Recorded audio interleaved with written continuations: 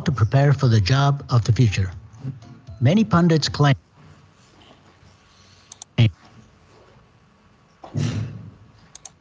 that we'll lose our jobs to robots and AI.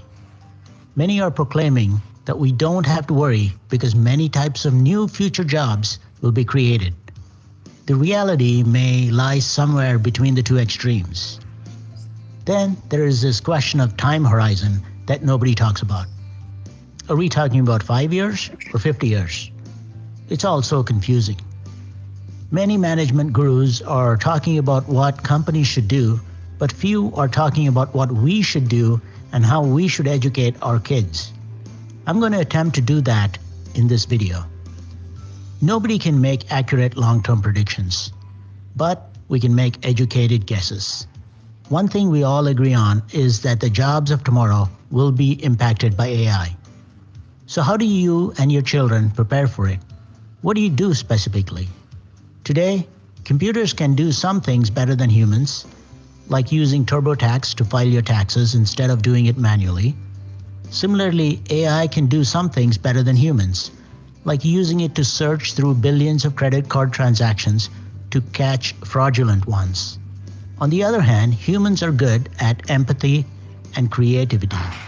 We just need to find the things that computers and AI systems cannot do and complement them to provide much higher value than what could have been done just by the system or just by humans.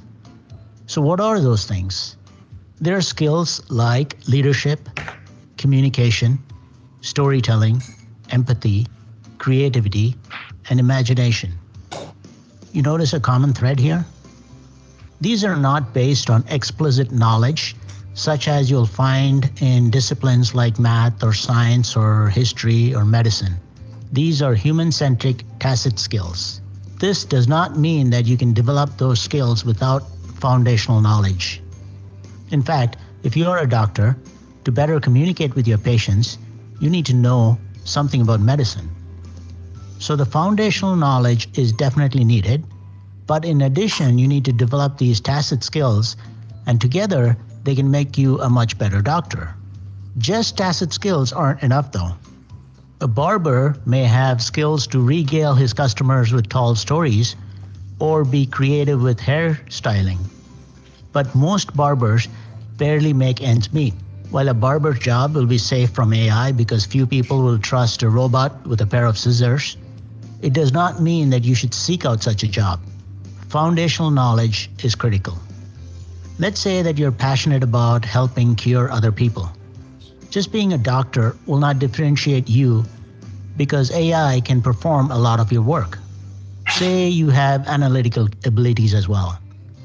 Combine these skills and that'll help you differentiate yourself from AI systems which operate in narrow domains.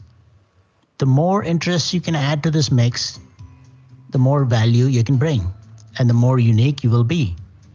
While advances in AI in recent years have been impressive, we have a long way to go before they can match up the cognitive power of humans.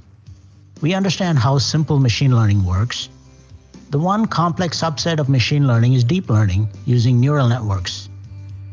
Due to its complex structure, currently we're not able to explain how it works. These deep learning machines can process huge amounts of data to find patterns, but they're not able to match a 2-year-old child who can identify a dog without having to look at a million of them.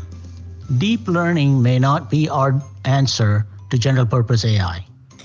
Rather, metaphorically speaking, it's like a bicycle.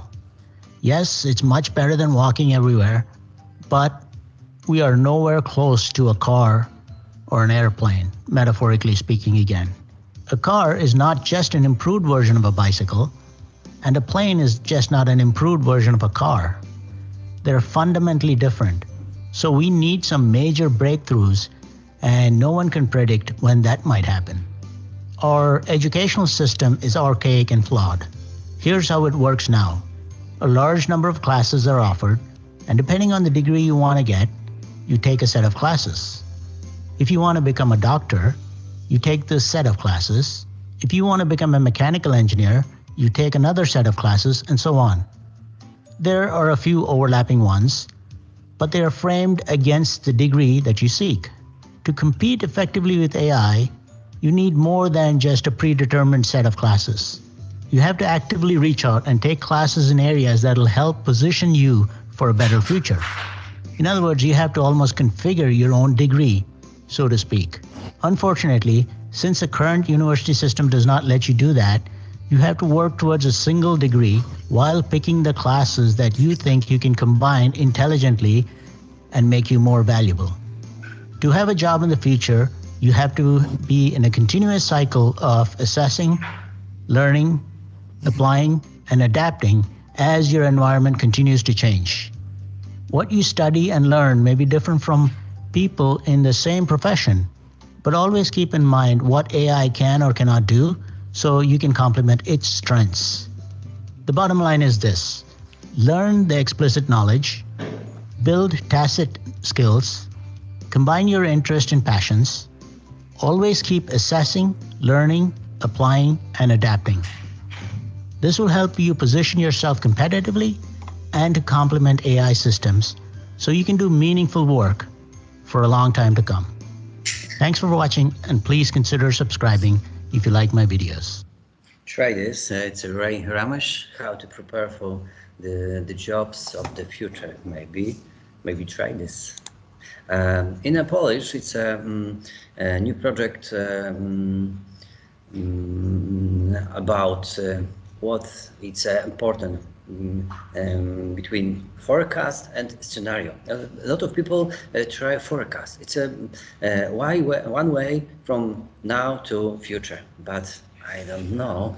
I don't think it's not good, because in a short distance, in 2 or 5 years, maybe it's a good forecast. It's a good, but better it's a scenario, because to the future is a lot of way.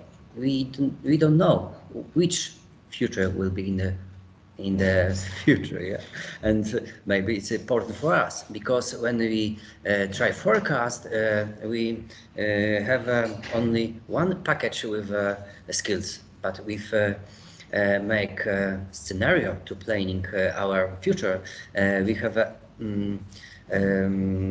packet with skills who first packet who make a lot of futures, and A, B, C, and D. Maybe you must thinking about scenarios, not forecast in your planning for your career in the future. And finally, I think we try to something like quiz, but it's not a test. You must. It's very important for me. Then it's like zabawa. It's like joy for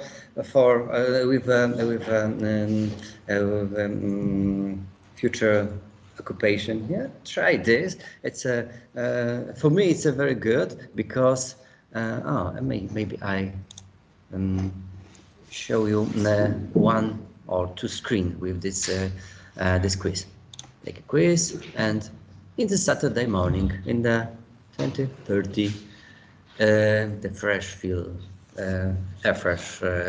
fresh, and sun is shining, and open your eyes and start your day by, and what you must do, what you prefer, yeah, and this is this quiz.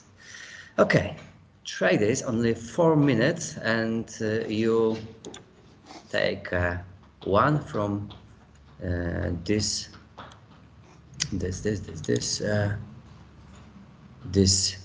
future profession, what it will be for you. Thank you very much, and try future. Thank you.